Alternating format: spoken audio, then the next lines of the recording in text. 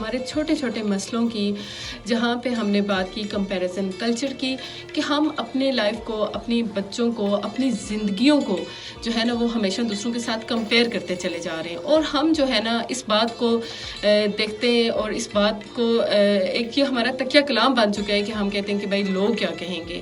ہماری زندگیوں میں ہم نے اس بات کو اپنے اوپر بہت زیادہ حاوی کر لیا ہے کہ لوگ کیا کہیں گے، 4 لوگ سنیں گے تو وہ کیا کہیں گے، 4 لوگ دیکھیں گے تو وہ کیا کہیں گے.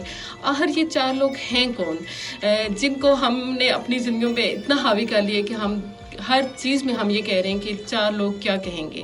ان 4 لوگوں نے کچھ نہیں کہنا. کسی نے کہا تھا کہ یہ تو صرف یہی کہیں گے جب آپ اس دنیا سے چلے جائیں گے، تو انہوں نے صرف اتنا کہنا ہے کہ انا للہ و انا الیہ راجعون.